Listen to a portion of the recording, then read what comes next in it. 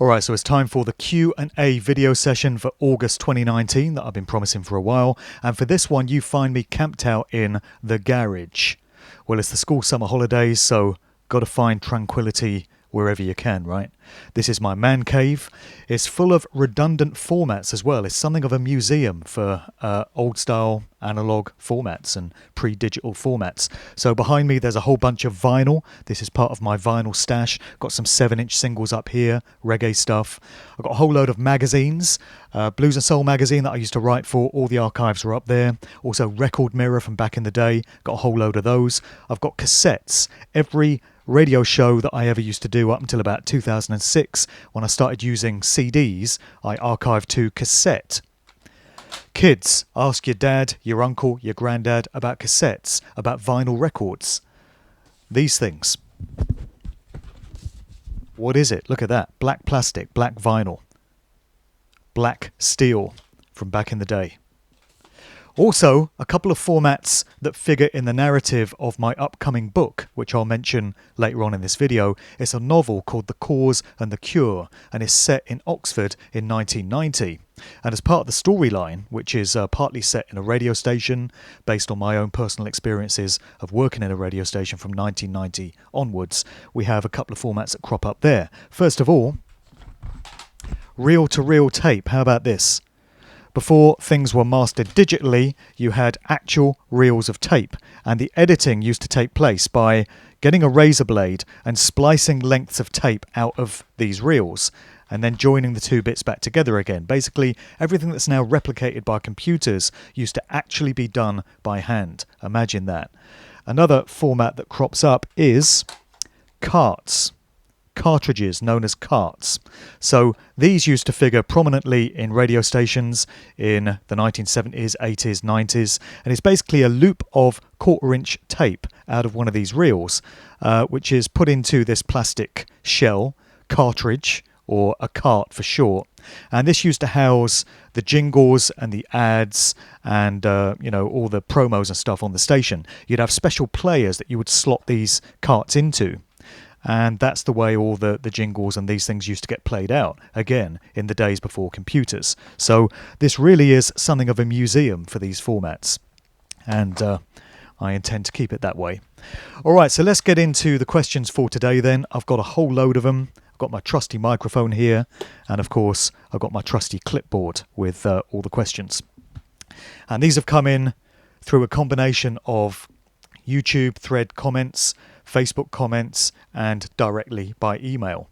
So I'm going through a whole load of these. The questions are all over the place, very eclectic, very random, and I'll do my best to get through as many of them as I can. Thank you to everyone that sent in the questions. Let's see how we get on. So the first one comes from Sean Heath, who emailed in to say, why is mainstream radio like Radio 1 full of garbage music? Do people still listen to it? I hear loads of people a similar age to me saying commercial music is rubbish these days. Are we really getting too old for it, or has music declined, and what has caused this? I can never seem to get to the bottom of it. Is it the internet and the rise of amateur that killed it, or what? Is it going to improve, or should I just seek out what I like from the internet? What platforms do you suggest for finding good music?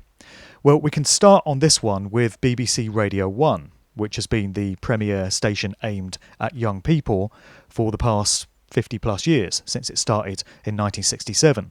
Back in those days, and for several decades going forward, the age group of its stated listenership was around 16 to 25. I think in the early days they might have even been pitching up to 30. But in recent years, the stated target age group has been coming down and down ever further, to the point now that Radio 1 states that its target audience is round about 13 to 15 years of age. And doesn't it show in the garbage style of programming and the pure trash music that they now play? So Radio 1 appointed a new controller, Ben Cooper, a few years ago, and during interviews that he gave at the time, he stated that Radio 1 is aiming at ever younger listeners. Now, why should this be? Well, if we consider that the BBC is all about propaganda and mind control, and is an arm of the government, basically, a state broadcasting institution, then we can ask ourselves what interest there might be in getting into the minds of impressionable young people at ever younger ages. And this certainly seems to be the agenda that Radio 1 has been fulfilling in recent years, in tandem with 1Extra, its sister station, which is supposedly about black urban music, but is all about what I refer to as demonic sonics, because what hip-hop and urban so-called music generally has become in recent years is a platform for very debased, very degraded styles of music and production methods, and also sound frequencies. So you've got auto-tune everywhere, and you've also got all these bass lines and all these production methods that really do not sit well with the human condition, with human brain waves, with the rhythms of the human body. And many people of my kind of generation comment on this. If we're unfortunate enough to tune into one of these stations, and this goes for Capital, Kiss, Capital Extra, all these other stations, they're all fulfilling the same agendas. If ever you tune into one of these stations and you hear their regular daytime output, it really puts you on edge.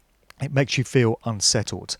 It doesn't feel good, because people of our age group, our generation, have a reference point for when music and popular culture generally was different, and many would argue better. It wasn't as degraded, as debased as it now is. But if you're a young person of 14, 16, 18 years of age, you've got nothing to compare today's output to. So as far as you're concerned, this is where it's at. This is what's cool. This is what's fashionable. This is what speaks to you and your generation. It's the soundtrack to your youth. And this, of course, has always been the plan. So they've been taking things ever younger and younger. I did make a reference in Musical Truth 1 to the twisted morality of the BBC rearing its head in 2014 when Radio 1 announced its involvement in its teen awards scheme. First of all, by asking, are you 14 to 17 years old? Clearly their target audience. Immediately afterwards, they played Nicki Minaj's Anaconda, which is a track full of euphemisms for big dicks, basically, containing the lyrics, "This dude named Michael used to ride motorcycles, dick bigger than a tower, I ain't talking about Eiffels. Real country ass nigger, let me play with his rifle. Pussy put his ass to sleep, now he calling me NyQuil." So these are considered acceptable, suitable lyrics for 14 to 17-year-olds to be absorbing. This is the kind of output that gets played on these stations. They make very little effort to mask the explicit words. You know, for the word fuck, they'll just mute out the bit in the middle, so it becomes fuck. And apparently that's now acceptable for radio play. I kid you not. This is the sort of stuff that you hear on these stations. So in my view, it's all part of the strategy to just degrade and debase morals and value systems in society generally. And Radio 1 and stations of its ilk are playing their role in taking young people down that path, with in tandem with all the garbage music that's being created in the first place through these record companies. It ain't what it was, and that's not just me getting old and sounding like my dad, because there's lots of people that agree with me on this, and when you've got a reference point that comes with some maturity and some experience in the game, you can see where these things are headed. So thanks for that one. The next question is more of a comment and a statement from this person, known as A Girl Has No Masters, who emailed me, and I appreciate the input. She's put in a lot of correspondence over the months, all of which I greatly appreciate. And she's talking about the 80s synth band Talk Talk and their lead singer Mark Hollis, who passed away in February this year, aged 65. So, as I say, this is more of a statement than a question, so I'm just going to read out what she said in her email, because I think she's answering the question herself and is making some very astute observations about this whole thing. So she says, at the height of their fame, he leaves the band to go and live in Tottenham to raise his children, as he claimed. Upon the news of his passing, many musicians raved about his talent. No mentions from his bandmates. In the past, Mark Hollis had a dispute with his record label. He disappeared from music. In the 90s, he resurfaced to co-write for another musician. He then requested that his credits all be removed from his work. When he died, there was no news of how he died or any of the circumstances. All the mainstream news stated was that he died suddenly of a short illness. Mainstream news reported that his cousin-in-law confirmed that he was dead. Bit weird that it's his cousin-in-law and no closer next of kin. His past manager might have confirmed this, but didn't. Mark Hollis never posted to his Facebook fan page, never a comment or a photograph. All of a sudden, out of the blue, he posted a photo of himself in a jogging outfit outside of his home. He briefly mentioned his trainer. A while after that, he wrote happy birthday to Dave Gilmour of Pink Floyd on his fan page, and there was a short blurb about how he would love to work with him. And that was it, nothing more, gone from music and the limelight. And this person who emailed says, in all of the early 80s images I found of Talk Talk, Mark Hollis was the only member who was using Illuminati occult symbolism in photo ops. Here we go again, what a surprise, another group flashing up all the same tried and tested symbols. My intuition tells me he either killed himself, his time was up and he was eliminated. His life, death and name was a complete fake, and his musical career was a setup. Is it possible that bands and musicians are created for an agenda and then pulled back at a certain point of their heightened career by their handlers?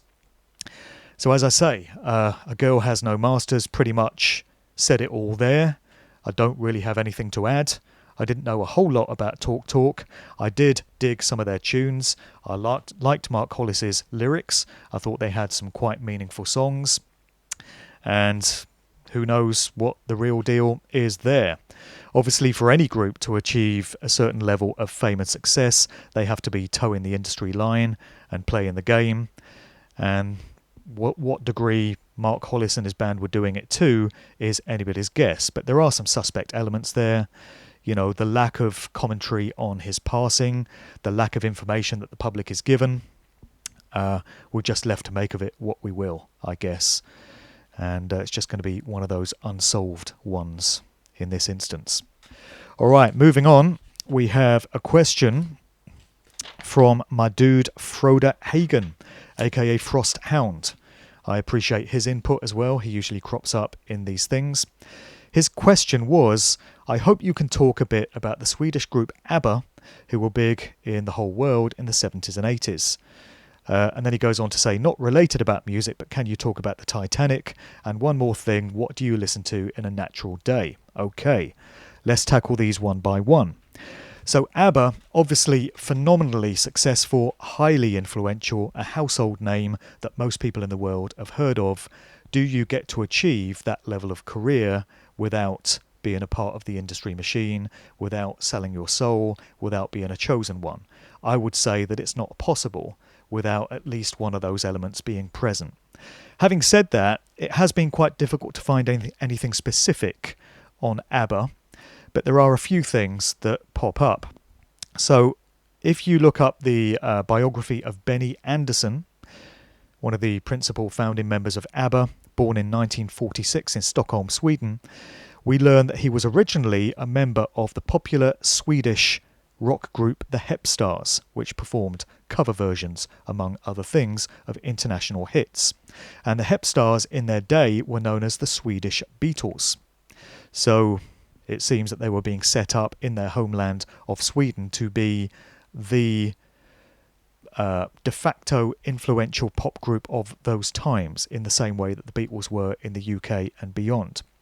There's the Eurovision connection. Obviously, ABBA came into the public consciousness in 1974 after they won the Eurovision Song Contest with Waterloo. And that particular event has been becoming more and more occult and more laden with suspect symbolism in recent years. You've only got to look at the event that took place in May of this year with Madonna pushing eugenics and population reduction agendas through her act to see where Eurovision has gone. Back in the 1970s, it appeared to be rather more innocent. It was just this cheesy pop music event with not a lot of credibility among real music fans, but that's how ABBA made a name for themselves. They then went on to perform Dancing Queen for the Swedish royal family in 1976, and the song is reportedly about Queen Sylvia Sommerlath, who wed the Crown Prince Carl Gustaf of Sweden. So there is some kind of loose connection there between the group and the royal family, and it wouldn't be the first time we've seen that. Then you look at ABBA's videos from the 70s and going into the 80s. They were very stylish for the time. They were very fashionable, and they recruited many esteemed directors and photographers to get involved with their artwork. And what do we see when we examine many of these? Well, one eyes, shadows, stars, suns, pyramids, hexagrams, and would you believe it, black and white checkerboard floors all over the place. So once again, we're back to the familiar calling cards of the industry machine and of those forces that control it. Why would that be any surprise, right, when it comes to a group as influential as ABBA? One suggestion that's come up a few times in correspondence to me is that ABBA were being used for social engineering agendas, and they were being used to normalise divorce and relationship breakups in society. Because when you look at the lyrics to their songs and you look at the situation in real life where you had two married couples in the group, and during the course of their career the public witnessed the breakdown of both of these marriages, ending in bitter acrimony and divorce. So some people have suggested that could all have been, contrived and a way of making the breakup of family units more acceptable in popular culture. I wouldn't necessarily discount that. And then you've got promiscuous lyrics in some of the songs as well, where the female singers are talking about going and hanging out in nightclubs and picking up men. And you've got the song Does Your Mama Know?, where the guy is talking about this young girl who's clearly too young to be in a club and is basically a child coming on to him. So, there's a few kind of suspect lyrics that we can get inside there. There's also the subject of the father of Anna-Fried, one of the members of ABBA, and this came up in the media some years ago. So according to this report, the Tyske Bamas, or German children, were the offspring of Norwegian mothers and German soldier fathers, the result of a Nazi plan to enrich the Aryan gene pool that took place around the Second World War years. After Anna-Fried's birth in November 1945, which was the result of a liaison between her mother Sinny and a German sergeant Alfred Haase, the infant's mother and grandmother were branded as traitors and ostracised in their village in northern Norway. They were forced to emigrate to Sweden, where Anna-Fried's mother died of kidney failure before her daughter was 2. So basically, we find out that the father of Anna-Fried was connected to the Nazi Party. And this was covered up and kept secret for many years, but came out in the media later on, which is an interesting background to get involved with, right? Then the word ABBA, famously, the group name was comprised of the initials of the group members. Anna-Fried, Benny, Bjorn, Agnetha, spelling ABBA. But in Paleo-Hebrew, ABBA turns out to mean father. That's the meaning of the word. So there was obviously some wordplay in the group name there. So really that's all I've got on ABBA for now. There's probably more to know. And if anyone has anything specific on the background of the family members or any information on their rise to success and what could have facilitated that, please get in touch with it. As for Frode Hagen's other questions, he asked about Titanic. Very briefly, the general conspiracy consensus when it comes to the Titanic is that the ship was switched by the White Star Line, its owners, with another ship known as the Olympic in an insurance scam. So a ship that was already badly damaged was deliberately sunk, according to this theory, and then a claim was put in on the insurance, getting a massive payout, enabling the ship that was in good condition to carry on sailing for many more years. So the identity of the two boats was switched. This also had the handy subsidiary element, according to this theory, of taking out three of the main objectors to the incoming Federal Reserve Act of 1913 that was imminent the following year. That would be J.J. Astor of the Astor banking dynasty, Benjamin Guggenheim, and Isidor Straus of the Macy's department store empire in New York. All three of these were said to be on board the ship, went down with it, and there went any objection from these three, which would have thrown a spanner in the works of the Federal Reserve Act that was obviously planned to be introduced the following year. For more on the whole Titanic conspiracy, I definitely recommend the two books by my good friend John Hamer, who's a very thorough author and researcher. He's got out Titanic's Last Secret, which is a novel. It's a fictional take on the whole story, and RMS Olympic, which is fact-based non-fiction. So you can get both of John Hamer's books on Amazon and beyond. Also, there's news of an upcoming event that's happening in December of this year, 14th and 15th of December, at a venue in Hertfordshire. It's going to be called Questioning History, and as the title suggests, it's taken a new look at many accepted narratives of well-known events throughout the course of history. And there's going to be speakers taking a fresh look at the available evidence to question whether we've been handed the accurate version of what really happened in these instances, or whether there's more to know. Wouldn't it be a surprise if there were? One of the speakers there is going to be John Hamer. He's going to be talking on the subject of Titanic. I'm going to be there myself. I'm going to be looking at occult aspects of the Beatles and the McCartney situation, and also electronic dance music as mind control and culture creation. And there's many other speakers involved as well. So if you're interested in that event, it's residential. It's taking place in December of this year in Hertfordshire, Hoddesdon. Just look for Questioning History online, or drop me an email and I can link you all the information there. All right, so how are we doing for time? This one is going to take as long as it takes, basically. I'm camped out in the garage. I'm probably here for the day. That's all good with me. Okay, the next one comes from Alex in the UK, and he emailed in to ask, have you touched on ska music at all? The black and white Masonic checkerboard design is everywhere in this genre. I used to love a bit of Madness and the Specials and all of this, but listening to that kind of stuff now with a more critical viewpoint, it just sounds completely moronic. Well, I would say that every genre is carefully planned in advance, and the chosen ones to lead that scene are put into place in the prominent positions.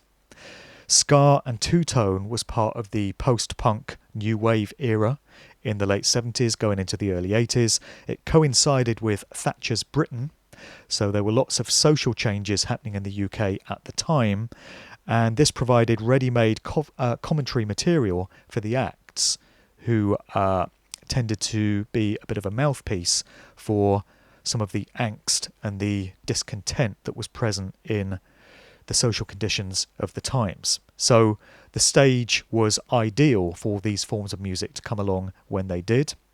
We can look at some of the prominent acts then as part of the two-tone movement, and one of them is obviously the Specials, and the Special AKA coming out of Coventry. Interesting story emerged concerning Terry Hall of the Specials just last year, I believe it was, when he joined a host of other music acts by revealing in an interview that he was sexually abused as a child. So, alright, this was January this year, so it's just a few months ago. The headline reads, legendary Coventry singer Terry Hall has revealed that he was abducted by a paedophile ring when he was 12 years old. The Specials frontman was taken to France by a group of paedophiles and abused for several days when he was a boy in the early 1970s. Hall, now 59, says his struggle to deal with the trauma of sexual abuse saw him suffer from depression and addiction. It's surprising the large number of prominent musicians and people connected to the music industry that have revealed that they were sexually abused as children and underwent great trauma. Trauma as in trauma-based mind control, right? And that whole world, MK Ultra, Monarch programming and all this. So going on, Terry Hall said, I find it quite easy to forgive and forget. It's like, going back to my abduction, it's like you can let that eat away at you, but then, well, it's paedophilia and it's part of life, really. Paedophilia is now apparently part of life. Well, it shouldn't be, should it, in any kind of decent moral society? It shouldn't just be tolerated. There should be no circumstances in which it's considered acceptable. And if you've got a society where paedophilia has been normalised, you've got a problem, and you've got a society that needs fixing. Staying with the specials, Jerry Dammers was always the instrumental member of that group, in the same way that Joe Strummer of The Clash was the guy that kind of put that whole outfit together, even though Mick Jones was seen as the front man. In the specials, Terry Hall was out there up front, but Jerry Dammers was the real brains and instrumental factor behind that group. Well, Jerry Dammers' dad, it turns out, was an Anglican dean coming out of the church system. This very much puts me in mind of Tim Westwood, the hip-hop DJ, and his dad famously was an Anglican bishop, the Bishop of Peterborough. And then Tim goes on to become this apparently rebellious hip-hop DJ and spokesman for that whole scene, hanging out with hip-hop crews and being a flag bearer for that whole scene. It's a very unlikely path for him to have embarked upon when he attended public school and came from an upper middle class family, was born and raised on the mean streets of Lowestoft, and dad's a bishop, and then he becomes a prominent figure within the hip-hop scene. So with Jerry Dammers, we've got his dad coming from a similar background, and then Jerry becomes a flag waver for the whole two-tone movement, arguably one of the most principal figures in that whole scene. And just staying with Joe Strummer of The Clash, incidentally, as we mentioned him, his dad, it turns out, was a Foreign Office diplomat, a politician. So you've got expressions of the establishment here, and you've got kids that attended public school and had very well-to-do upbringings that then embark on these careers that are a far cry from what you might expect kids to have come from those kind of backgrounds to embark upon. Is this cause for concern, I wonder? Well, if these were isolated cases, you could write them off as just one of those things. And you could say, well, it's the kids clearly rebelling against their parents and what they stood for and wanting to assert themselves in life on their own terms. But these aren't isolated situations, are they? When you get into the research, when you look at the cases that I've cited in the 2 volumes of my Musical Truth books, and you look at the many other researchers that have looked into these areas, you realise that these aren't exceptions, these are the trend, these are the norm. We're finding kids who crop up in these bands and crop up in these influential positions in culture coming from these different expressions of the establishment and part of the British furniture, and these are very unlikely situations to emerge if this were all left to happenstance and just one of those things. It seems far more likely that these individuals are being placed in these prominent influential roles in order to have a controlling effect. People won't be surprised to know that's how I feel about the whole thing. But this isn't just wild speculation and opinion. This is based on factual research and documentary evidence available, and there's no shortage of it. Moving on to another group that was prominent in the two-tone movement, the Selector, also coming out of Coventry. And the front woman of the Selector was Pauline Black, whose original real name was Belinda Magnus. Her Wikipedia entry confirms that her father was a Nigerian prince, while her mother was Anglo-Jewish.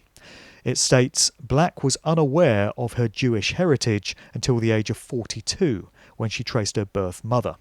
So Belinda Magnus was born on the 23rd of October 1953 in Romford, Essex, to an Anglo-Jewish teenage mother and a Nigerian father, just recapping on that.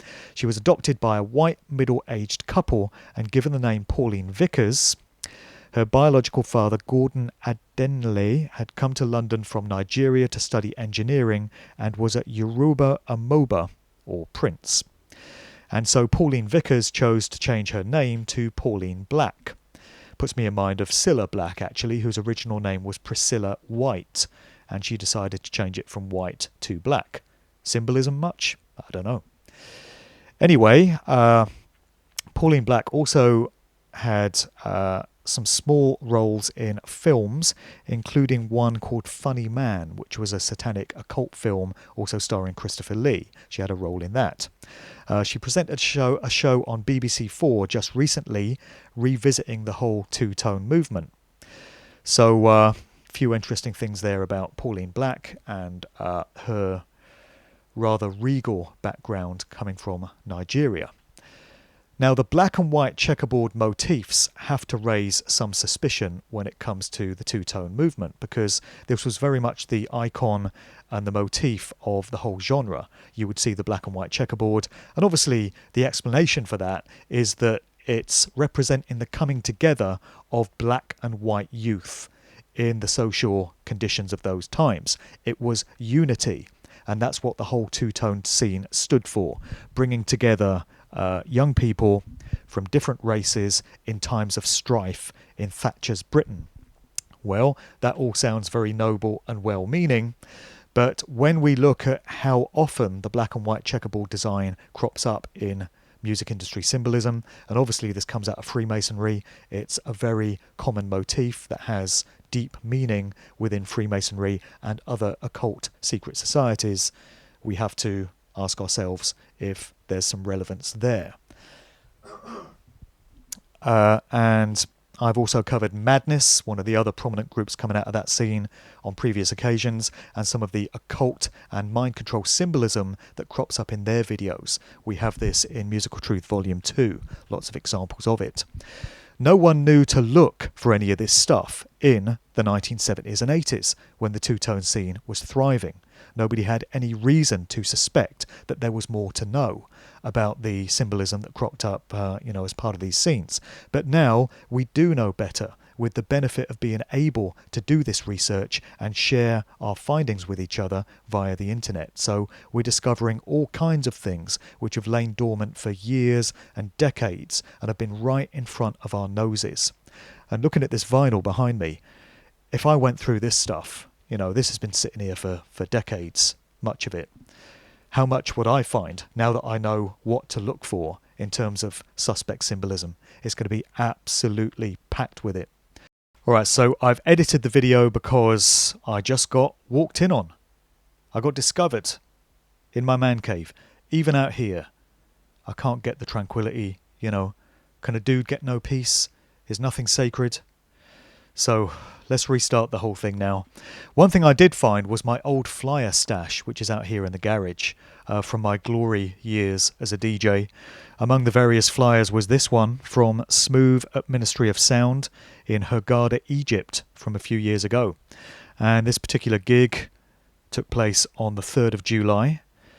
And interestingly, that is the date on which we're told Brian Jones died in 1969.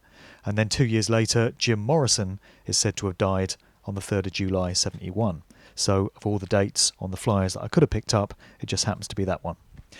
One thing I realised I neglected to do was answer Frost Hagen's question about what I listen to in the average day. So just to address that quickly, I don't actually listen to music at home anymore like I used to. If I do, it's researching stuff to feature in my Sound of Now regular radio show, my normal radio show, which goes out on FM every Saturday. That's new music. Or the Sound of Freedom, my conscious music podcast. I'm always on the lookout for meaningful message music to feature in that. But other than those processes, I don't really listen to music at home. During the many hours a week that I spend at the wheel of the car out on the road, I listen to podcasts, radio shows, interviews, and audio to YouTube videos that I furiously dub off in the week. And every time I go out, I have a big stack of CDs that I just plough through and devour and absorb all that information. And I would say around about 90% of everything that I know, that I've come to learn, that's gone into my books and my research, has been acquired by listening to audio in this way. So I definitely make that process of all those hours driving and that day job that I do work for me in terms of accumulating knowledge that I then put into other aspects of my work. You know, the parts of my work that don't pay the bills. Anyway, hope that answers that question. Getting back to the other questions, the next one that we've come to is from Cecilia of Oslo, Norway. And she says, Lauryn Hill, she wanted out of the business from what I understand and from what she said in interviews. I just went to her 20-year anniversary tour of the Miss Education album. She seems to keep herself afloat as an artist just by doing concerts and tours based on that one album. Yes, she does. It'd be interesting to hear your thoughts about her meteoric rise to stardom and withdrawal. I know Prince supported her somewhat financially while in prison, if I remember correctly. Well, I did mention Lauryn Hill in Musical Truth Volume 1 as an example of what happens when an artist appears to want to step away from the industry machine and become self-sufficient. So Lauryn rose to fame through the Fugees. She was El Boogie in that rap crew, the Fugees. She appeared on that crew's first 2 albums. Then she came out in 98 with The Miseducation of Lauryn Hill, her critically acclaimed album. And she appeared to be someone that was very clued up and very wise as to what the music industry is all about, how organised society is structured, and she made a lot of social commentary in those songs. She also addressed universal law and demonstrated an understanding of spiritual concepts as well. So she was not your average run-of-the-mill pop artist. She was making some potent statements. It appears that she went up against the Sony Corporation and tried to assert her individuality and independence in very much the same way as the likes of George Michael did, and Michael Jackson with Sony, and Prince did with Warner Brothers.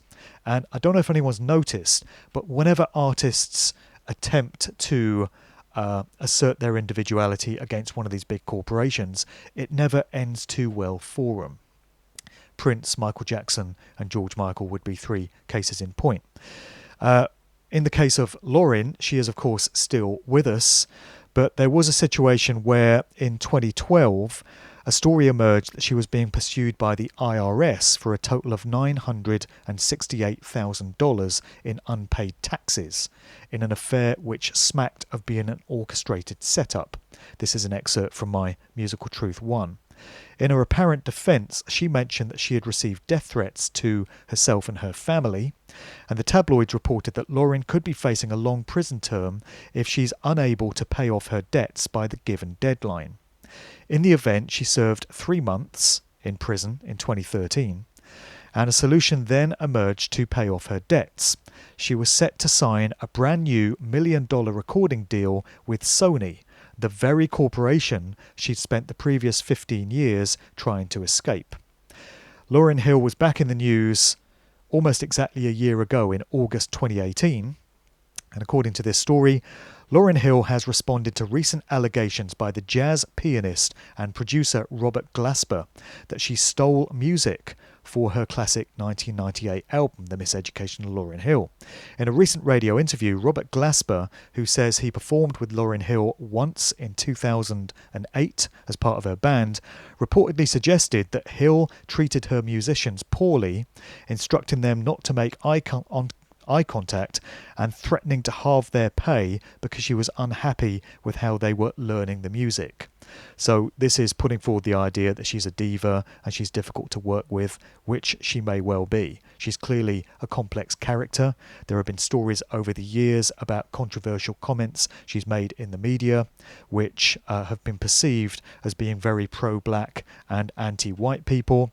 She has defended these comments by saying they've been taken out of context, but I mention them just to make the point that she is a very complex character with a very checkered history and background, and it's very difficult to know the truth about the extent to which she's just another stooge and puppet and lifetime actor at the hands of the industry, rather than someone who genuinely did try to break free from the industry machine and become independent and creative on her own terms.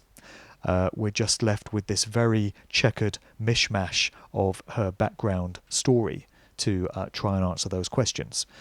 Hope that does answer the question in some way, Cecilia. It's about all I've got on it. Moving on to a question from Jarno Japinen of Finland. And I love the fact these questions are coming in thick and fast from all over the world, not just the UK, but we're getting them from the US, Norway, Finland, and further afield. So Jarno says, in my opinion, Joe Meek hasn't been featured that much. I think it's strange because he was one of the pioneers of the British music industry and had quite a large occult background. I'd like to hear your view about him and what you feel about the song called Telstar. This was from a group called the Tornadoes, which was a group that Joe Meek managed.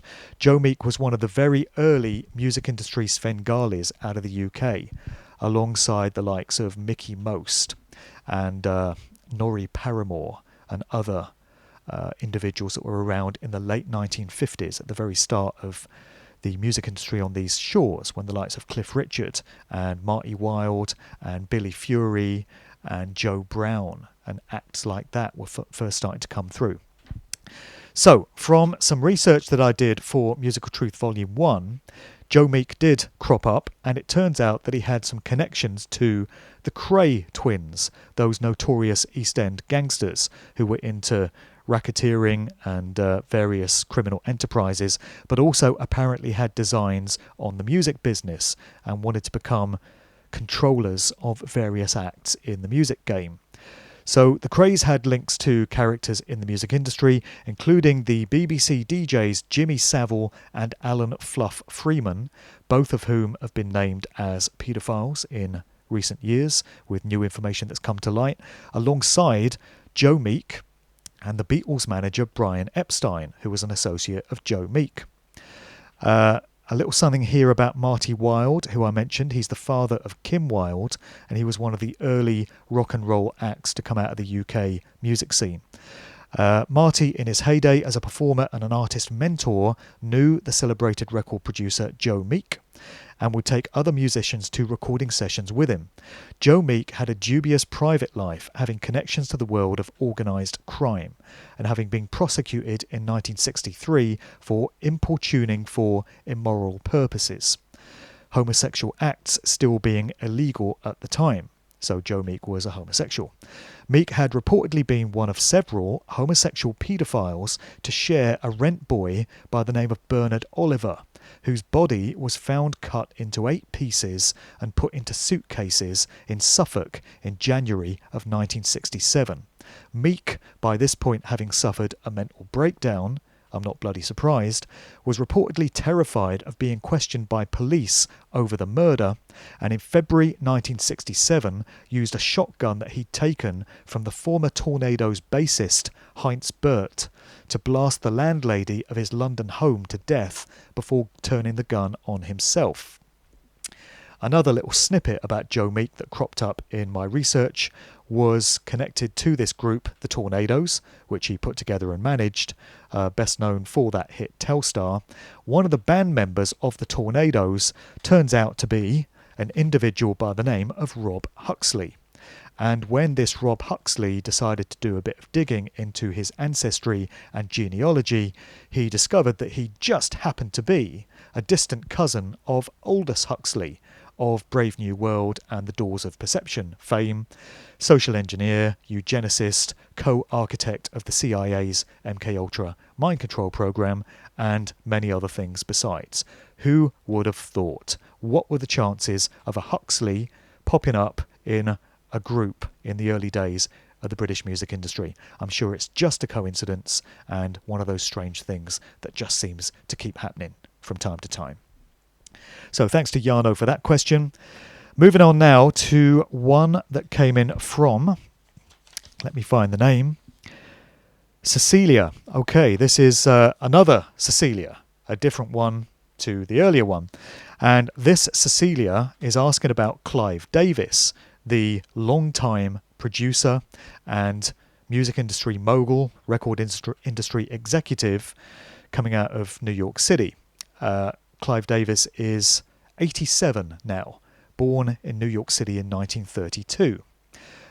He is a crypto Jew, so he is of Jewish ancestry, but he uses an Americanized name in order to fit into society more easily, I guess, is the thinking behind it. So Cecilia asks, do you think Clive Davis was Whitney Houston's handler? He seems to be the man behind her comeback when she released her I Look to You album, and has of course been instrumental in her career. Yet this Grammy party went ahead with her body in the same building, and he didn't show any fatherly love that one might expect. So Clive Davis has been in the industry since the 1960s, and back in the day he worked with the likes of the Grateful Dead, Bob Dylan, Paul Simon, Bruce Springsteen and many others. He's best known arguably for his working relationship with Whitney Houston, and the strangeness about that whole thing came from when Whitney was discovered dead in the bathtub in the LA Beverly Hilton Hotel in February 2012. It was at the time of the Grammy Awards for that particular year. And Clive Davis of Arista Records, her record company mogul and controller, had put together this industry party to take place on that date. So the news emerged that Whitney had been discovered dead a few floors above in the LA Beverly Hilton, and rather than cancel the party, Clive Davis insisted that it went ahead. And people that were present at this party have stated that there was a celebratory air about it, which seemed very unusual in the circumstances. And many of the people present, not least Clive Davis, seemed to be celebrating Whitney's passing. That's what several people in attendance had said. There's more strangeness related to this as well, which I reported in my first book, Musical Truth. 2 days before her death, Whitney visited fellow Arista singers Brandy and Monica, who were with Clive Davis at their rehearsals for the pre-Grammys party. Whitney was seen to slip a note to Brandy, the contents of which Brandy has refused to reveal, and she appeared to be saying her goodbyes to the three, leading to speculation that she may have been aware of her imminent demise. She beckoned Bobby Christina, her daughter, who cropped up in very similar circumstances, dead in a bathtub a few years afterwards, just like her mother, to come and say hi to your godfather, in reference to Clive Davis. Whitney's last public appearance was on stage alongside Kelly Price singing Jesus Loves Me, which was a far cry from the tone of the rest of that year's Grammy event. Then, the day after her death, it was announced that former American Idol finalist Jennifer Hudson would be performing the official Grammys tribute to Whitney. 2 days earlier, Clive Davis had told Piers Morgan that Jennifer Hudson was the next Whitney. Jennifer Hudson herself had undergone her own personal tragedy in 2008 when her mother, brother and 7-year-old nephew were shot to death in Chicago. Clive Davis now has a theatre named after him in Los Angeles, so it seems his lifetime of service to the industry has not gone unrewarded. A couple of other snippets about him. Davis discloses that he first had a sexual encounter with a man during the heyday of Studio 54. Clive Davis has since come out and stated that he's in fact bisexual. He was married to 2 Jewish women, and the last marriage came to an end in 1985. So that's how Clive likes to get down. One other thing about him is that in the early 1970s, there was a report that was commissioned by the Harvard Business School, coming out of, the Ivy League, Harvard University. And it was commissioned by Columbia CBS Records, asking the Harvard team to come up with ways for Columbia CBS to successfully penetrate and harness the black music market of the early 1970s and to capitalize on the growing interest in the black civil rights movement and various social causes that were getting reference in the music of the times. So this would have been just after Marvin Gaye put out his What's Going On album, that classic piece of social commentary from the times, and other artists like Curtis Mayfield and Isaac Hayes and many others were making comments about the social situation in America and the way that it affected black communities. So CBS Columbia wanted Harvard to recommend ways that they could get their little piece of this market and make huge financial profits from it. And one of the suggestions that came up in the Harvard Business School report was that they start a subsidiary label specifically focused on harnessing this type of music, and that turned out to be the Sound of Philadelphia, the label that came out of Gamble and Huff and spawned all those great early 70s Philadelphia soul acts like Harold Melvin and the Blue Notes and Thelma Houston and the OJs and Billy Paul and all of these. Well, it turns out that one of the executives in place in Columbia CBS in the early 1970s that had a hand in commissioning that Harvard Business Report was, can you guess? One Clive Davis. So this dude has had a very illustrious and, from the point of view of the industry, successful career in these different corporations. I suspect there's lots more to know about him as well, but that's just scratching the surface. All right then, so a question from Houston, Texas. I told you these are coming from all over the place. This person didn't want their name on the broadcast, so we'll just keep them anonymous. This person asks a few questions. First off, if you had the choice to be born in a specific era, which would it be, where and why? Very interesting question. I did think long and hard about this, and I'm probably being really unimaginative and just not taking the whole thing as far as I could. But if I had been born in the mid-1950s in New York City, I would have been in the right place at the right time and ideally poised to witness the explosion of both disco music coming out of the likes of Studio 54 and the Paradise Garage and all the wonderful sounds and nightlife phenomena that were around in that city with that music in those times, and also the birth of the hip-hop genre, which came out of the Bronx, New York, around about 1973, and then going through the 1970s, the whole hip-hop lifestyle, culture, art form was taking root. So to have been in New York City in the mid to late 1970s and to have been able to have been a part of both of those social movements would have been an incredible experience in my thinking. So I would have to say New York City in the 70s, within those settings. Given my musical interests and, what I've come to research in recent years, that really would have been a fascinating time to have been around. So that would be my answer to that particular question. So this person then goes on to say, if you had the means and the financial backing to create and manage a label, a record company for really good music, would you take on that responsibility if financial backing came from folks who wanted to hear good music again? Well, absolutely, I would love to do that, and I would probably want to call it the Sound of Freedom Records, after the name that I've chosen for my Conscious Music podcast. And I would want to sponsor material similar to what I showcase in that podcast. So the emphasis would be primarily on conscious hip-hop and soulful material, but with other styles incorporated as well, as long as they fit the bill and the ethos of what I would be trying to put across with this music. It would be amazing to hear this type of stuff on the radio 24/7. Obviously it's never going to happen, but if I could play a further part in getting this music more widely heard, I'd certainly love to do that. And then some newer questions. Will you consider doing an audio version of the novel you're currently writing? Well, absolutely, there is going to be one. As I mentioned at the start of this video, I've got a piece of fiction coming out probably before the end of this year. I'm really pleased with the way the writing has been going. I've been striding ahead with it. It's almost finished. The book is going to be called The Cause and the Cure. It's an allegorical novel which is set in Oxford in 1990. It's going to be full of period detail from those times.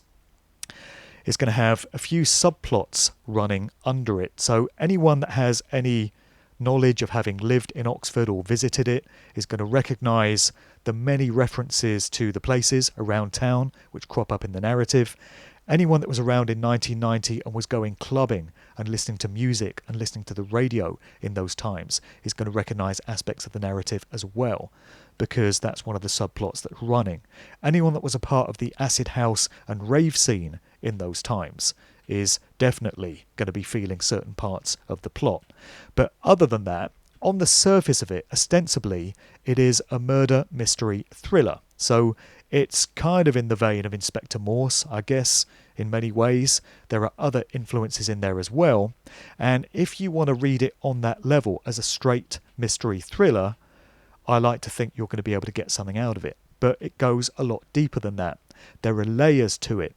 And when you get below the surface narrative, if you want to spot symbolism and if you want to recognize metaphors and allegories, there's going to be plenty of that there.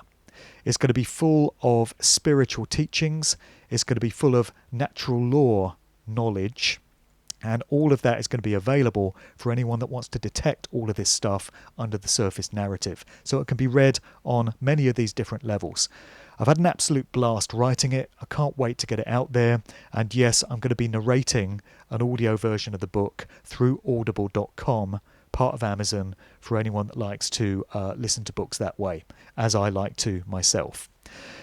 The last question from this person in Houston is, when are you coming stateside next? Well, I am going to be in New York City on Sunday the 20th of October this year, and I'm hoping to be a part of a conference event, a one-day event, which is taking place somewhere in Manhattan on that date, 20th of October.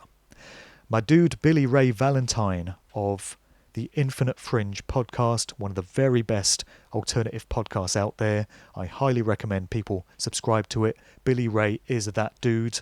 He puts in an incredible show, and he's working on putting together an event at which I'm going to be able to speak and present some of the information pertaining to my music industry research with specific reference to the hip-hop scene, being that this is going to be in New York, the birthplace of hip-hop. The plan is also for there to be other speakers as well, making it an all-day event. The venue is still to be finalised, and we've yet to make an official announcement on this, but it's looking very likely that there's going to be an event in New York on Sunday 20th of October featuring myself and many others. So keep an eye on my website and on Billy Ray's outlets for further news on this. I will, of course, be posting details as soon as I've got it. I'm also hoping to be at an event next year in Athens, Ohio, called Seed for Change. This is taking place on the 29th and the 30th of May in 2020, right there in Ohio. I'm talking with the organisers and hoping that I can be involved in that event in some way as well. So again, further details as and when they emerge. There's also a chance I may be at Acapulco as well. That's not in the States, obviously. That's down in Mexico, again in Acapulco, February 2020. I'm working on maybe being a part of that event as well as a DJ and as a speaker. So keep an eye on markdevlin.co.uk for news of all of this as and when it emerges. All right, on to the next one. This is question number 9. I think I'm going to do about 13 or 14 questions in this video. Okay, so this one from Van Baburins on Gmail. And he says, here is a question. Again, this is more of a statement than a question. He says it's not musical truth, but rather radio truth. The famous Winston Churchill's speech, "We shall fight them on the beaches, we shall fight them on the landing grounds," and all of that. Who did that radio speech, he asks. I know the answer, but do you know about it? It wasn't Winston, as he was too drunk by 5 p.m. Drunken Churchill wanted to bomb Europe with anthrax, but his officers always found a reason not to, thank God. Churchill's radio voice, the answer is there in a Guardian article that this guy cites. And as I say, this was more of a statement than a question. I don't really have anything to add to it, but it is going to be interesting for people to have a look at this article and find out more about the true nature of Winston Churchill and his famous radio broadcasts. So I'm going to post the link to this particular Guardian article in the notes below this video for anyone that wants to go and visit that. So we'll leave that one there. Onto a question from Zoe Evans by email, who asked, I was curious as to how you're finding writing the novel. Okay, we're back to The Cause and the Cure again, and how it differs from your other truth exposure work. So I covered a lot of that just a couple of minutes ago. I'm loving writing the novel because I'm finding it very cathartic. There are things that you can get away with under the guise of fiction that you would have a much harder time with if you were putting it into a book that purports to be factual and documentary. So you can take artistic license to a certain degree, although I have tried to keep the aspects of the narrative in the novel as close as possible to reality. So when I reference local areas around Oxford, for instance, the description of them and the way that they would have been in 1990 is historically accurate as far as I've been able to do it. But I have enjoyed being able to get things like spiritual teachings and reflections on the true nature of reality and of karma and consequentialism into this story. Again, it would have been much more difficult to convey these points in a work of non-fiction, but it's much easier to get them across during a narrative as part of a fictional story. So it's certainly been cathartic to do that. And I've also enjoyed writing about things other than just the music industry and all the fuckeries and all the nefarious aspects of popular culture and social engineering. So it's been a great experience to get some of these other things across and set myself some challenges as a writer as well. You know, it's my first piece of fiction, and I've really enjoyed the process, and I'm quite happy with the outcome, and I hope other people will be as well. Zoe goes on to ask, with everything you've learnt since you took the red pill, what have you discovered that has shocked you the most? Well, I would say that would have to be the point that has really become the main crux of my work, which is the fact that anyone in the public eye, no matter what the profession, whether they're a politician or a supermodel or a Hollywood actor or a sports star or a musician, has been chosen for that role, either by way of the family bloodline that they've come out of, or through having shown themselves to be so desperate for fame and fortune that they are prepared to effectively sell their soul for it. They've been placed there and had their career facilitated for them in order to fulfill some agenda or other and have an influential effect on culture and society which suits the controllers of organised society. So, as I've said so many times, these controllers would never leave it to pure chance which individuals become the prominent leaders of their respective fields. They would always want to be in control of a dynamic like that by putting their own people into place. And so I've come to understand and begrudgingly accept that this is the dynamic that we've always had in society. And I would say that has been the bitterest pill for me to swallow, in comprehending that there are actually no exceptions to this rule. It applies to everyone that's in the public eye. Anyone with the kind of career that people have heard of and people are familiar with has been placed there, and it's been on other people's terms, other parties' terms, rather than their own.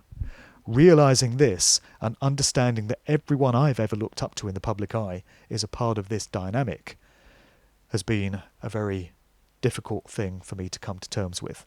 So that would be my answer to that particular question. Alice Renee Fennell asks, my question is about Syd Barrett, the original leader of Pink Floyd. I've read several biographies about him, and I feel strongly the real truth is not being told. What a surprise, eh? Any information or insight that you could provide would be most appreciated. Well, I want to draw here on some correspondence that I've been having by email with a guy that's really been delving into the question of Pink Floyd, where they came from, their true nature. I'm not going to give the guy's name because he may not appreciate me putting him on blast like that, so we'll keep him anonymous. But he has stated that he plans to put out a book based on the extensive research that he's been doing. So hopefully sooner rather than later, we will get to see all of this guy's incredible research in the form of this book that he's planning.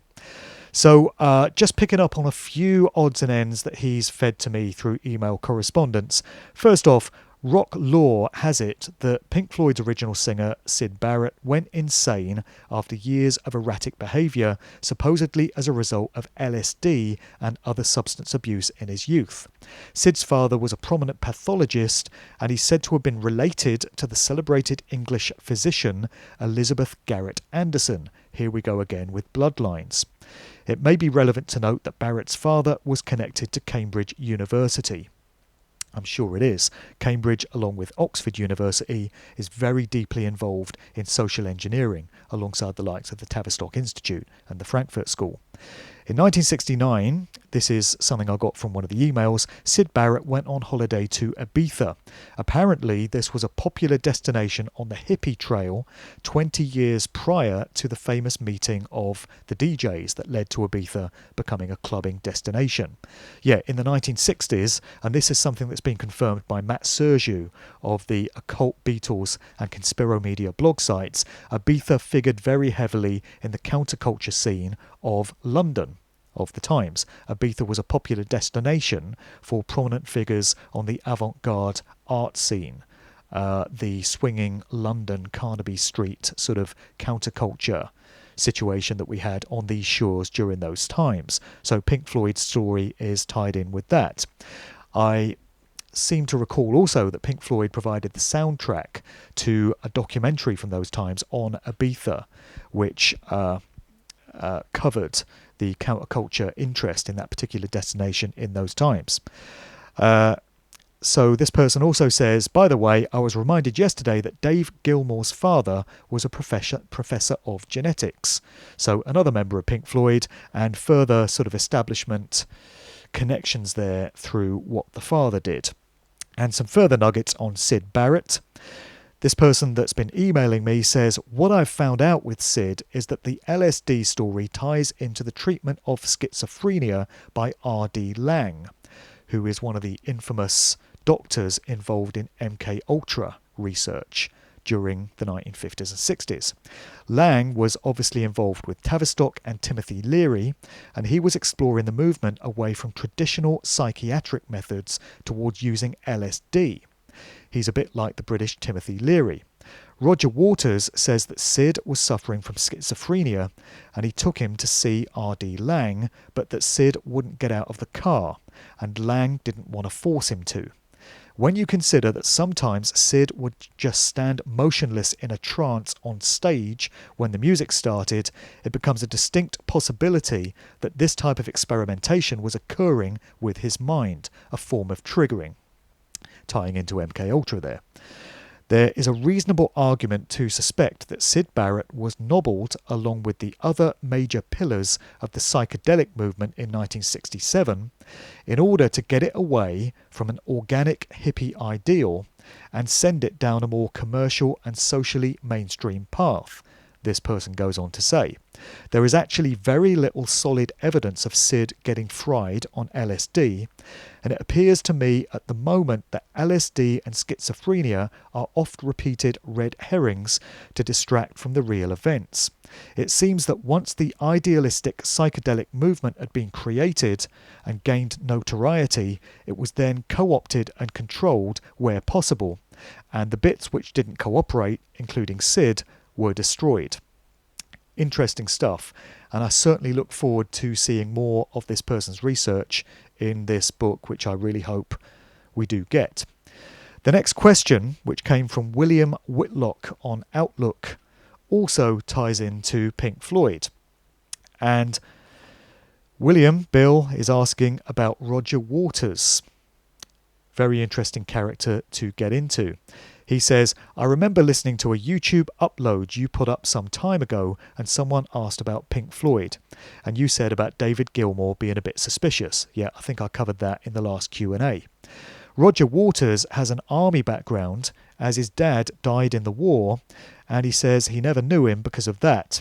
Roger is very anti-war, and his last album, Is This the Life We Really Want?, slags off the Skull and Bones and talks about how evil the elite are. It's a very good album with lots of truth messages, so just wondering if you have anything on Roger Waters. Well, obviously Roger Waters has been in the news a lot over the past few years and in recent weeks as the story has gained more traction, due to his stance on the whole Israel-Palestine situation. So Roger very famously boycotts Israel and refuses to go and play gigs there, where other musicians seem to not have any kind of problem with this. And he's very outspoken about the Zionist regime of Israel, which tends not to be the best career move, I have noticed, when it comes to musicians and anyone else in the public eye. And Roger Waters himself has made this very observation. He's stated how tragic it is that he states Elvis Costello as well, who is also outspoken on this issue, and only one or two others are the only people that are getting vocal on Israel's treatment of Palestine. Everyone else in the public eye, Roger says, seems to be terrified of the effect that it will have on their career, so they remain silent on the issue. But Roger seems to have no problem with getting up there on panels and committees and saying exactly how he feels about Zionist Israel. Now, although it would be great to assume that this is a genuine, sincere, heartfelt, noble act on the part of Roger Waters, and that we found that rarest of entities, a mainstream artist with household name status who is prepared to say what needs to be said and express what's really on his mind. Sadly, from everything that I've seen about how the industry works and what is required of you to get to one of these prominent positions, I have to have my doubts about whether anyone of his status would be allowed to make those kind of public statements, rather than them being some kind of controlled opposition. I hate to say it, and I would like to be wrong on this, but from everything I've come to comprehend, it seems to me that Roger is being allowed to have this voice because it's serving some kind of ulterior motive or agenda or other. I can't say exactly what that is, but the idea that somebody like him would slip through the net and wouldn't get silenced and would be allowed to continue saying the things that he says just doesn't hold any water, excuse the pun, for me. A couple of other little snippets which have come to light about Roger while we're considering his background and where he came from and his role in Pink Floyd. Roger Waters married Lady Caroline Christie in 1976, the granddaughter of the Marquis of Zetland. So we're getting into aristocracy and the peerage here. Immediately prior to their marriage, Lady Caroline Christie was married to Rock Robert Scully, the manager of the Grateful Dead. So we've got a connection going back into another controlled group here. And also in her lineage, the names of Savile and Lumley appear in the family tree, interestingly enough. Then just one other little snippet to throw into the mix here. Andrew King and Peter Jenner had been lifelong friends prior to becoming managers of Pink Floyd. They'd also been long-time friends with John Hoppy Hopkins, the Cambridge graduate nuclear physicist who suddenly decided to become a photographic journalist on the road to Damascus. Jenner was a lecturer at the London School of Economics in Social Administration, and King, who was another Cambridge graduate, had been in educational cybernetics before they both decided to jack it all in, turn their back on this promising academic career and hang out with a rock band and go on tour with them, you know, like you do. There's lots to know about the backstory of Pink Floyd, and we really have only just scratched the surface here. And Roger Waters is going to have played his part in the story every bit as much as Dave Gilmour did, and Syd Barrett, and Nick Mason, what's in a name, and the late Richard Wright. On to a question from Sylvia Harrower, and she says, I've always liked the Beatles, and since listening to your shows, I'm devastated that it's likely they too have played their part in influencing society for the benefit of the state, of the elite. I was just wondering what your thoughts were regarding the Wings brand and logo that Paul McCartney had after the Beatles breakup. Is there a link to the mythology of Hermes and Mercury or any other kind of mythological religious connection? Well, there surely is. I've just done a series of live talks titled Occult Aspects of the Beatles and the McCartney Conspiracy. The one that I did at New Horizons in St Anne's back in June was filmed, and I'm just waiting on the finished footage from the organisers. As soon as I get that, I'm going to post it to my YouTube channel, and all the images that I used in my slides are going to be spliced into the video. The talk is around about 2.5 hours long, so I really get into great detail about different occult sides to the Beatles. I did a talk just this week actually in Bristol, at which my mate Matt Sergiu, who I mentioned earlier, who is the proprietor of the Occult Beatles blog site and is a very thorough researcher into the Beatles with an encyclopedic knowledge of that group that puts mine to shame. Matt did a little cameo during my Bristol talk and presented a whole load of additional information on the occult background of the Beatles, and I learned a lot from that myself, many things I didn't know in there. So I'm hoping to get the video footage to that as well, which I'll also post up. But what I will say is that the choice of name of Wings for Paul McCartney for his group post-Beatles seems to have been steeped in Freemasonry and in the works of Aleister Crowley, most notably in the book that Crowley put out called The Winged Beetle, his occult workings. So in the title of that, we get the name of the two groups of which Paul McCartney was a part, the Wings and the Beatles. The choice of name for the Beatles themselves appears to come from the scarab beetle, which was revered in Egyptian symbology, in ancient Egyptian cultures, which also had a bearing on Freemasonic teachings. So the scarab beetle inspired the Beatles' name, and this particular beetle is a winged insect, and it appears that Paul McCartney's fascination with Egyptian culture and symbology extended to his choice of the name Wings for his group.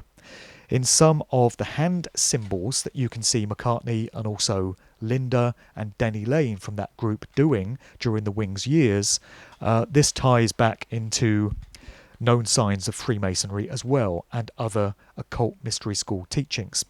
As I say, there's going to be more on that in the videos that I hope to post, and there's a lot more on it on Matt Sergio's Occult Beatles blog site. So if you just do a search for Occult Beatles, find Matt's site, and he put out a fascinating article linking the Beatles and McCartney in particular with ancient Egyptian symbolism. So I definitely recommend a look at that article for some more on that. And of course, there is the YouTube video series titled The Winged Beetle, which is deeply occult in nature in terms of some of the stuff it's revealing.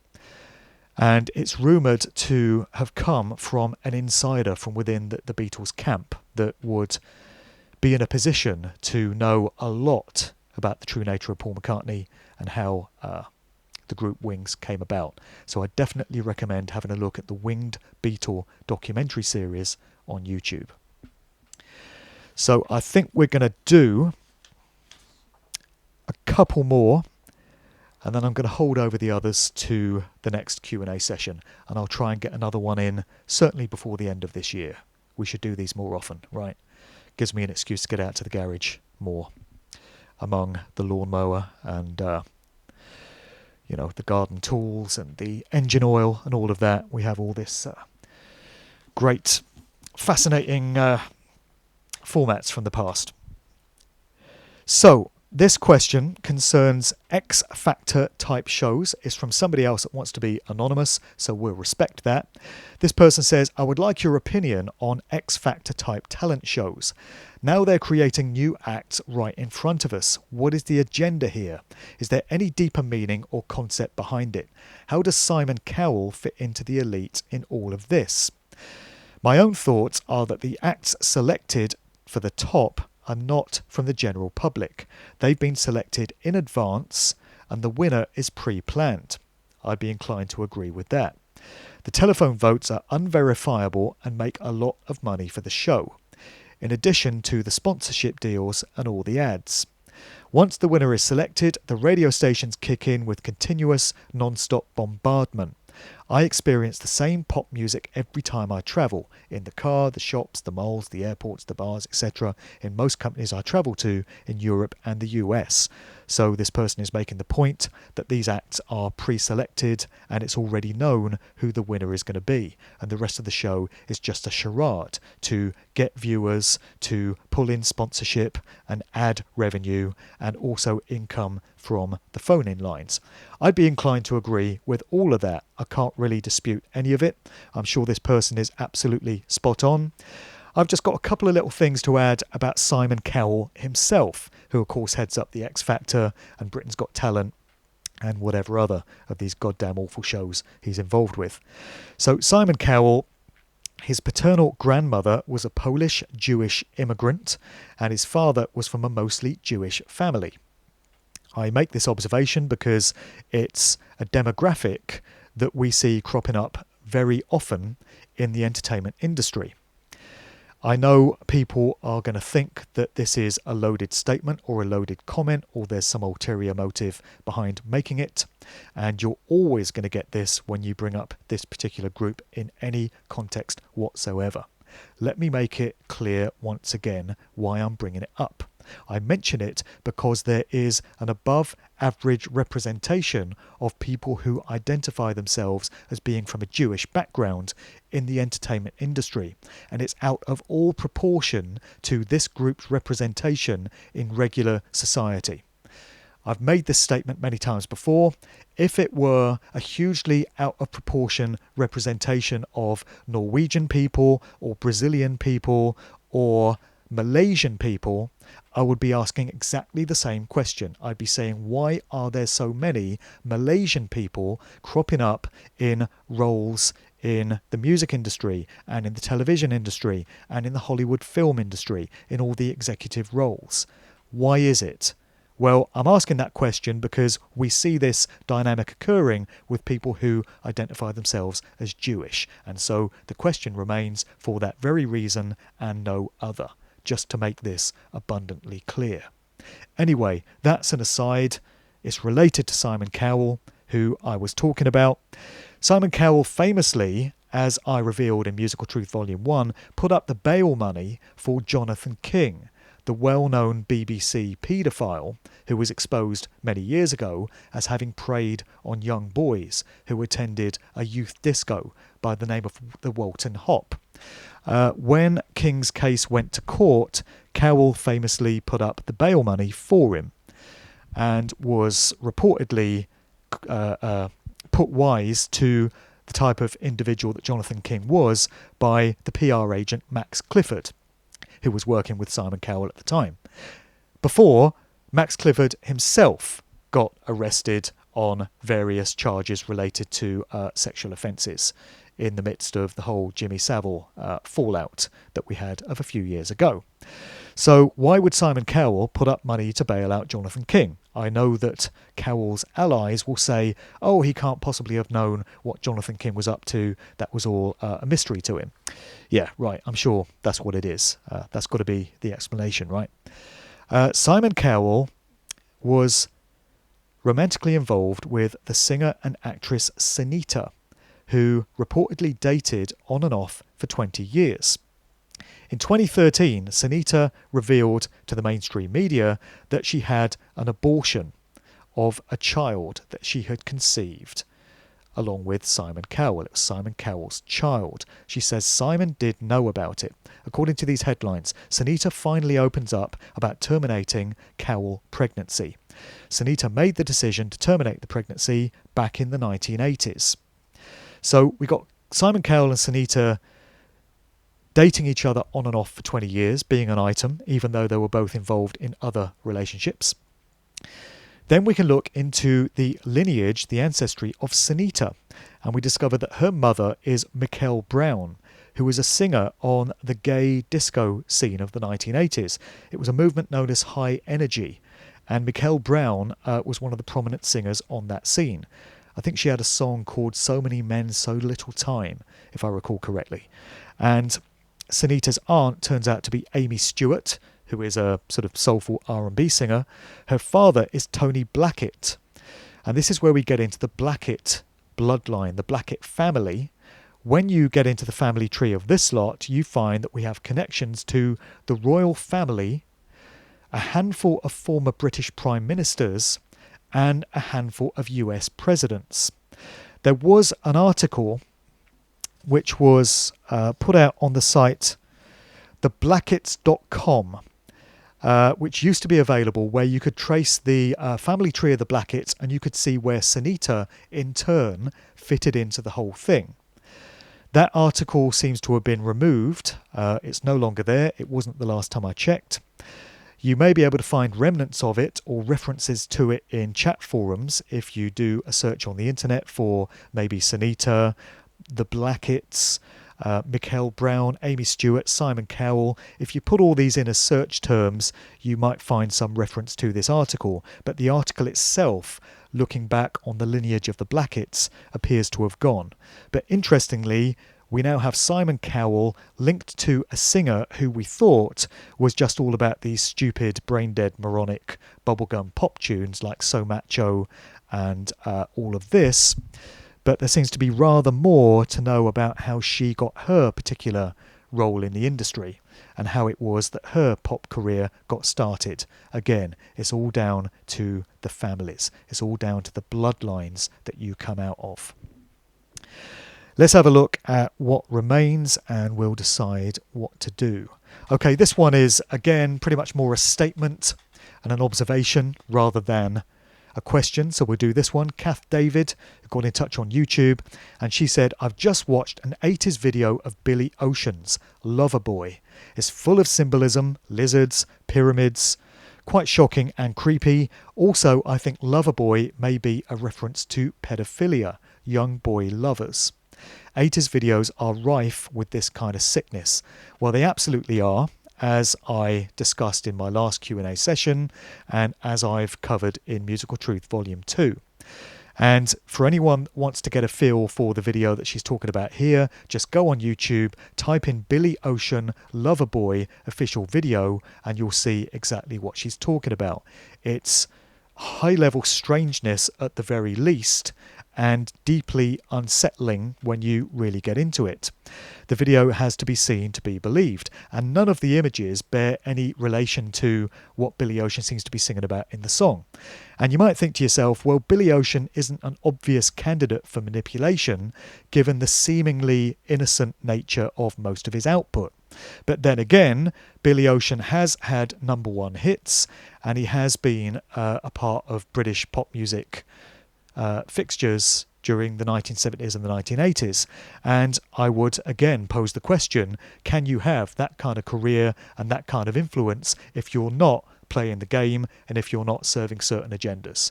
And it will be pretty clear what I feel the answer is to that question. Thanks to Kath for that one. Stephanie Blount has asked, I was wondering if you could please do an analysis on the band The Cure. Would appreciate it very much. I think this one is going to have to wait until next time. I did have a very quick look online to see if there was anything obvious presenting itself about The Cure, above and beyond obviously their gothic imagery that they revel in, that kind of identity that they've always had, pushing certain dark imagery in their videos and stuff. Nothing obvious beyond that, but that's not to say there isn't stuff to be found if more time is put into doing the research. So if anyone else wants to have a look into The Cure and see if there's any nefarious elements to come to the surface, maybe in the family background or the affiliations of Robert Smith, maybe in the other band members, maybe in certain things they've been involved with, maybe looking at some of the lyrics or some of the symbolism of their videos, I'm sure there could well be stuff to be found there. So if anyone else wants to undertake the task of looking into The Cure, any findings would be greatly appreciated, of course. All right, how much have we done? I don't know, a fair bit. My voice is starting to get very croaky now, so I think it's coming time to draw this video to a close, I want to thank everyone for submitting the questions. I hope the observations have been of interest to people. I hope you've learnt something from having watched this video. We will do another one before too long. So if anyone does want to get any questions in for the next one, feel free to email them to markdevlinuk@gmail.com. That's the best way to get the questions to me. Do keep checking out the YouTube channel, youtube.com/markdevlintv. I plan to upload a whole load of new stuff on there before too long, not least the session that I did for New Horizons on the occult aspects of the Beatles. I hope to have that whole talk uploaded before long. One comment regarding the YouTube channel: the last time I checked, I was hovering somewhere around 9,200 subscribers. It would be really good to cross that 10,000 threshold. We're so close to it already, only a few hundred to go. So if you're watching this and you've not yet subscribed to the YouTube channel, please do click on subscribe. If there's anyone else that you can get to do the same, it would be a good accomplishment to just cross that 10,000 subscriber mark, right, and take things to the next level.